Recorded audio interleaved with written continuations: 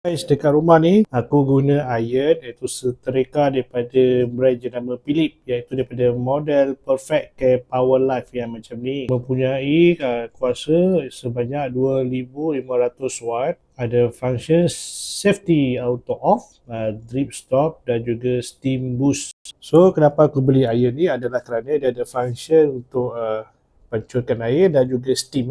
Ada steam kat sini. Yang belah atas ni untuk masukkan air. Kita buka je ni, lepas tu kita masukkan air kat sini. Okey, reka bentuk dia macam ni. Nanti air lepas masuk ada masuk kat dalam ni lah. So reka bentuk dia macam ni. Belakang dia macam ni. Dan bawah dia macam ni. Ni aku dah guna lama lah. So jadi macam buruk sikit lah kan. Tapi ini tempat keluar wap wap steam nanti. Nampak ada tulis optimal temp.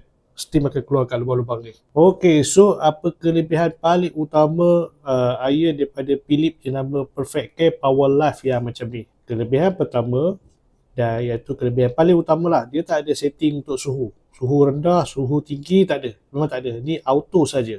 Maksudnya ketika korang setrika pakaian kan, tak kisah fabrik apa, dia cuma permukaan ni akan dapat detect jenis fabrik yang digunakan, suhu dia akan auto adjust. Macam tu je. Dan sepanjang aku guna tak pernah pun sekali pun pakaian kalau aku letak biar lama-lama dia melekat ataupun terbakar, tak pernah. So kalau kita pergi dapur tengah setrika pilih pun ada orang call, kita letak je macam ni kan, pakaian tu langsung tak melekat. Ni aku boleh garanti daripada pengalaman aku dah guna 2-3 tahun iron daripada jenis yang macam ni.